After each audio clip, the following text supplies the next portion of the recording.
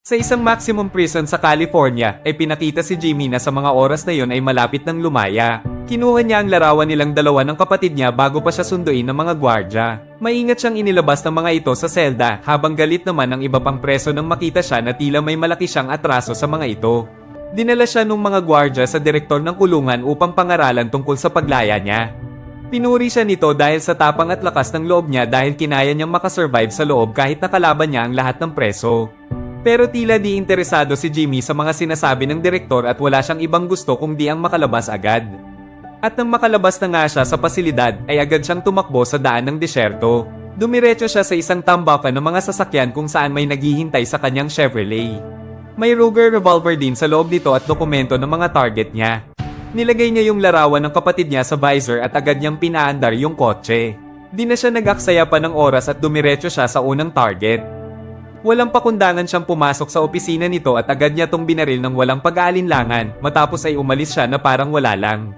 Pinakita naman ng isang corrupt at addict na police detective na si Slade. Palihim siyang bumibili ng ilegal na droga at halatang wasted siya at desperadong makabili nito. At nang makabili na siya ay agad niya tong ginamit habang nasa kotse niya. Matapos ay cool na cool at palong-palo siyang pumunta sa crime scene ng pinatay ni Jimmy. Nandun din ang kasama niyang detective na si Cicero na asiwa at halatang ayaw siyang makasama. Base sa pag-iimbestiga nila sa insidente, ay di raw basta hitman si Jimmy dahil napansin ni Cicero na kilala siya nung target niya na tila may malakitong atraso sa kanya. Habang si Jimmy naman ay nagpatuloy sa misyon niya, pumunta siya sa asset niyang si Roy. Sa kanya galing yung kotse at siya din ang nagbigay ng mga dokumento ng mga target kay Jimmy. Pero nang hinihingi pa ni Jimmy yung iba ay humingi pa ng dagdag na bayad si Roy. Dito nagustuhan ni Jimmy kaya tinawag ni Roy ang bodyguard niyang si Kenny na isang fighting champion sa Guam. Pero nang lumapit ito ay napansin niya ang tato ni Jimmy. Isang tao lang daw ang may ganitong tato kaya bigla siyang natakot at agad na umalis. Kaya napilitan si Roy na ibigay ng libre yung mga dokumento. Siniyasat isa-isa ni Jimmy ang iba pang target at di lang sila basta target dahil lahat sila ay may malaking atraso sa kanya. Kinagabihan, tila balisa si Slade at may malaking problema habang may kausap sa telepono. Sumunod ay pinakita ang kakaibang hitman na si Jack. Kakaiba siya dahil pinanganak siyang may kapansanan sa kanyang mga hita at binti. At ang pinakakakaiba sa kanya ay $1 lang ang bayad sa kanya ng mga kliyente niya para pumatay. Naroon din ang nobya niyang si Lily na noon ay kagigising lang. Attracted si Lily kay Jack dahil sa pagiging marahas nito at husay sa pagpatay. Habang masaya silang nag-uusap ay nagring ang telepono. Nakatanggap siya ng susunod na misyon at ang misyong ito pala ay patayin si Jimmy. Kaya agad siyang naghanda sa gagawin at naroon naman si Lily para sumuporta sa kanya. Kinakabahan si Lily sa maaaring mangyari kay Jack kaya nagpaalam si Jack sa kanya na parang ito na ang huli. Sa sumunod na eksena ay pinakita ang isang matanda na tinutulungan ng isang magandang babae. Hinatid nito yung matanda hanggang sa bahay. Bilang pasasalamat ay binigyan siya ng maiinom nung matanda pero maya-maya pa ay tila nahilo yung babae. May droga pala yung inumin. Kasunod ay nilabas nung matanda ang kamera niya. Pero noon din ay biglang dumating si Jimmy at walang sabi-sabi niyang binaril yung matanda. Pero paglabas ni Jimmy ay dumating rin doon si Jack. Nagpaputok si Jimmy ng walang takot at pangamba kaya di nakuhang magpaputok ni Jack. At bigla na lang ay nakatakas na si Jimmy at tuluyang nakalayo. Nahalungkat naman ni Cicero ang lumang video tungkol kay Jimmy. Dati pala siyang driver ng mga bank robber kasama ang kapatid niyang si Gary. Sa huling trabaho nila ay matagumpay silang nakatakas. Pero nang makarating na sila sa hideout ay bigla silang ni-raid ng mga asset at pulis. Yung mga pulis na yon ay ang mga target ngayon ni Jimmy dahil matapos nilang maituro kung nasan yung pera ay pinatay pa rin ng mga pulis yung mga kasama niya at kasama na rin ang kapatid niyang si Gary. Naroon din yung matandang mahilig mag-video at yung una niyang pinatay paglabas niya.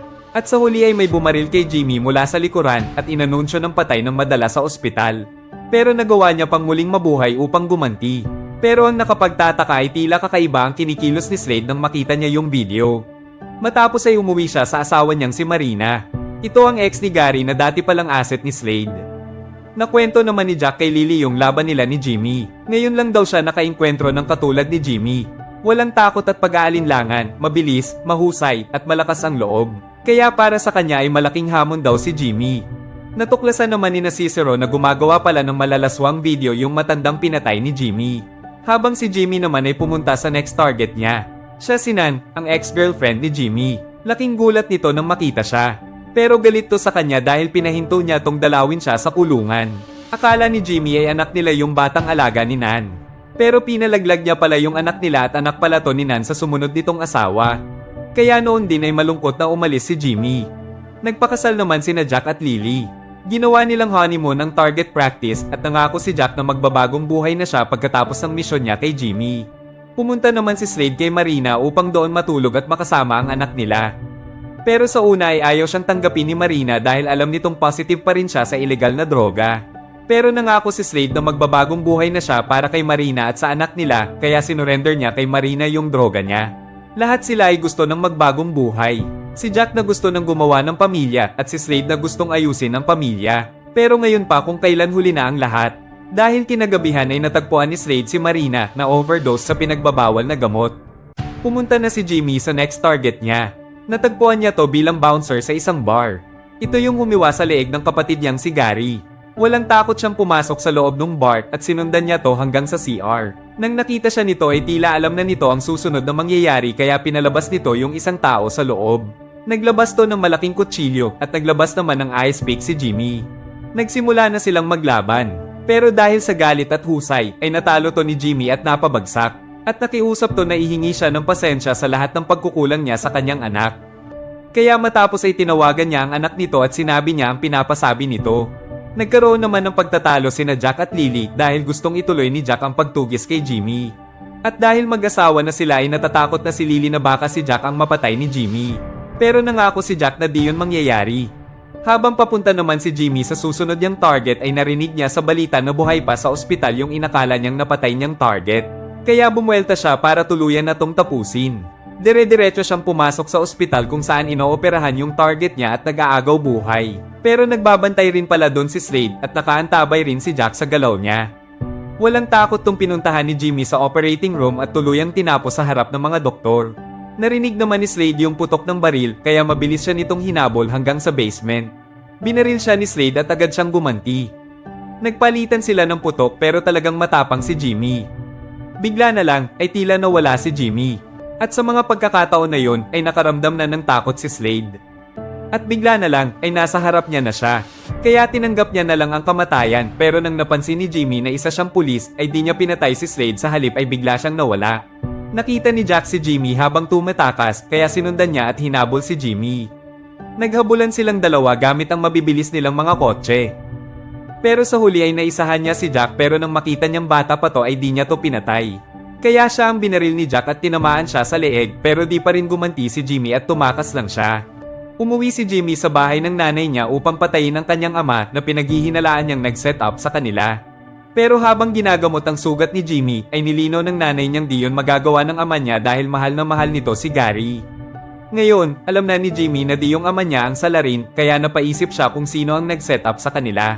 At lumalabas na ito ay si Marina, yung ex ni Gary na asawa naman ngayon ni Slade. Ngayon naman ay papunta na siya sa next target. Pero isa na tong pari ng sekta ng relihiyon na naririnig niya ngayon sa live broadcast sa radyo. Pero ganun pa man ay di siya kayang iligtas ng pagiging pari niya sa galit ni Jimmy. Natuklasan ni Cicero na lahat ng target ni Jimmy ay puro mga informer o asset ng pulis kaya alam na nila ang next target niya. Kaya agad din na pumunta si Slade doon. At sa mga oras na yun ay papunta na rin doon si Jack. Nang makarating si Jimmy sa lugar ng target ay naabutan niya pa to na nagmimisa. Nang makita siya ay agad siya nitong nakilala at pilit mang itago ay nabakas sa mukha nito ang takot. Pero tinuloy muna nitong tapusin yung misa. Tapos ay nag-usap sila sa isang silid kung saan dumating rin doon ang asawa at anak ng target. Di maiwasang maawa ni Jimmy sa anak nito pero kailangan niyang tapusin ang paghihiganti niya. Nag-usap sila habang naglalakad sa labas. Isa lang daw yung bata sa 5 inampon niya. Pero sabi ni Jimmy kahit nagbago na yung target ay di nito mababago ang ginawa niya kay Gary. Depensa nung target ay di niya daw alam kung sino ang nag-set up kina Jimmy basta ang trabaho niya lang daw ay maging lookout sa labas ng pinto. Di niya rin daw alam na papatayin sila ni na Gary. Pero kahit ano pa man ang sabihin niya ay buo na ang pasya ni Jimmy na tapusin siya. Di naman tumutol yung target at tinanggap niya ang paghihiganti ni Jimmy at sa halip ay sinuklian niya pa to ng dasal para kay Jimmy na sana ay mapatawad siya ng Panginoon at sana ay mapatawad niya rin yung target sa nagawa nito. Lumuhod na yung target at tinanggap ang kamatayan. Si Jimmy naman ay handa ng kalabitin yung gatilyo, pero nagpasya siyang patawarin na lang yung target. Go back to your family. Agad siyang umalis at iniwan tong nakahiga. Pero noon pala ay nakatingin sa kanya si Jack. Kaya nang umupo siya para tanggapin sa sarili na tapos na ang paghihiganti niya sa pagkamatay ni Gary, ay bigla tong dumating para tapusin siya. Pero ayaw lumaban ni Jimmy dahil wala naman daw atraso sa kanya si Jack. Kaya lalong nainsulto si Jack sa pagkakataong ito. Napansin din ni Jack na kumpleto na yung listahan ng target ni Jimmy. Kaya ani Jack ay di pa daw to kumpleto dahil di niya pa napapatay ang mastermind nito. Ito rin ang nag-uutos kay Jack na patayin siya at ito rin ang mismong bumaril sa kanya sa batok. At ito ay walang iba kung hindi si Slade. Noon din ay dumating doon si Slade at pinigilan niya si Jack na patayin si Jimmy. Pero hindi pala para hayaang mabuhay, kundi para siya mismo ang pumatay sa kanya sa pangalawang pagkakataon. Iniwan nilang nakabulagta si Jimmy sa lapag at dismayado namang umalis si Jack dahil di siya ang nakapatay kay Jimmy. Gustong bayaran ni Slade si Jack pero hindi ito tinanggap ni Jack. Tapos ay tumawag si Slade kay Marina para sabihing tapos na ang problema niya at handa na siyang magbagong buhay.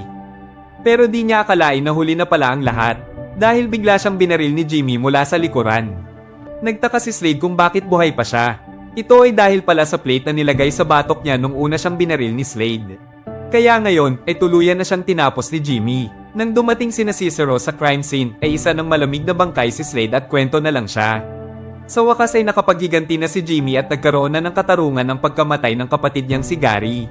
Si Jack naman ay makakabalik na ng ligtas kay Lily. At yung last target na pari ay nagpatuloy sa pangangaral. Kung nagustuhan mo ang recap na ito ay huwag mo kalimutan mag-like and subscribe para updated ka sa iba pang movie recap na tulad nito. Maraming salamat po sa panonood.